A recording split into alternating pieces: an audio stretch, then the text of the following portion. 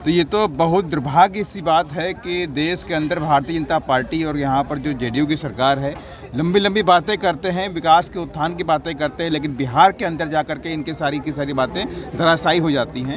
ये घटना सरकार के द्वारा प्रायोजित घटना है। ये सरकार, आज की जो सरकार है, नीतीश कुमार की सरकार कहने की है, ये माफियाओं की सरकार है, ये गुंडों मवालियों की सरकार है, ये बलात्कारियों की सरकार है। ये जो लोग कहते थे कि हम संविधान बदल देंगे, चुनाव के पहले जो लोग कहते थे कि चुनाव के बाद सरकार आएगी तो बदल देगी आपका संविधान, तो अब जब संविधान बदलने में इनको नहीं बन रहा है तो संविधान मानने वाले लोगों को इसी तरह से जलाने का काम।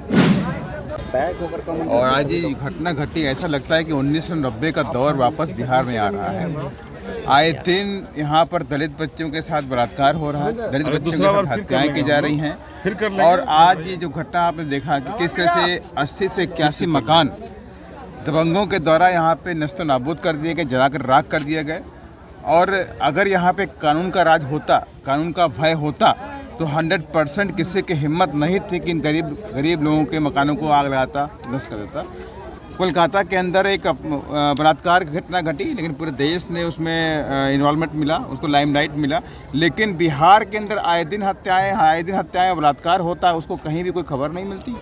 और आपने देखा भी किस तरह से ये घटना घटी। आदरणीय बहन कुमारी मायावती जी ने, जो हमारी पार्टी के राष्ट्रीय अध्यक्ष हैं, इस बात को संज्ञान लिया और उसके बाद पूरे देश में लोगों ने जाना कि हाँ, इतनी बड़ी घटना आज ये बिहार के अंदर दलितों के मकानों को जला कर राख कर दिया गया। और मैं जगह देख रहा हूँ, ये कोई बहुत कीमती जगह नहीं है, छोटी सी जगह है। उस जगह को पाने के लिए कितने सारे लोगों ने यहाँ पर दबंगई दिखाई, फायरिंग करी है, रात में आग लगा दी घरों के अंदर। ये बर्दाश्त हम लोग नहीं करने वाले हैं। जितना हो सकता है ये लड़ाई लड़ेगी बहुजन समाज पार्टी, संसद तक ये बात उठाने का काम करेगी बहुजन समाज पार्टी। अनिल जी, क्या कहेंगे इस पूरे मसले पर, क्योंकि बिहार की सियासत से आप लगातार रूबरू हैं और कई घटनाओं तक आप गए हैं, ये नवादा की घटना को लेकर क्या कहें? देखिए, ये घटना सरकार के द्वारा प्रायोजित घटना है। ये सरकार, आज की जो सरकार है, नीतीश कुमार की सरकार कहने की है, ये माफियाओं की सरकार है, ये गुंडों मवालियों की सरकार है, ये बलात्कारियों की सरकार है।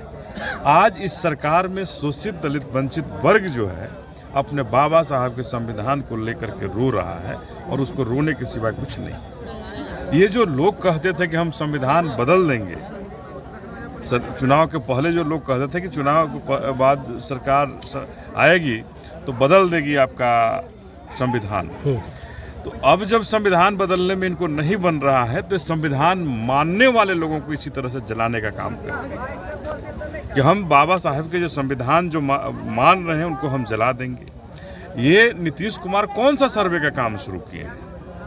ये इन्होंने 3 डिसमिल जमीन देने की बात अपने सत्ता के सबसे पहले दिनों में कहा था, और 20 साल गुजर गए, फिर से आ रहे हैं कि फिर से एक बार हमको और मौका दे देना।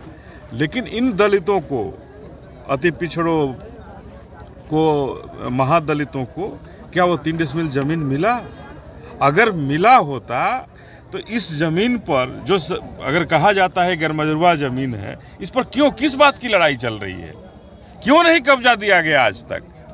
क्यों हमारे झोपड़ियों को आए दिन कहीं पुलिस तोड़ती है, कहीं गुंडे तोड़ते हैं, कहीं इस तरह के अपराधी तोड़ रहे हैं, जला रहे हैं? हमारे घरों में आग लगाने वाले कौन लोग हैं? तो वही लोग हैं जो नीतीश कुमार के शासन में प्रायोजित लोग हैं, इनके माफिया लोग हैं जो हमारे लोगों को डराने और धमकाने का काम कर रही है। ये तुम्हारे साथ जिस तरह देखिए सांसद और अनिल कुमार बहुजन समाज पार्टी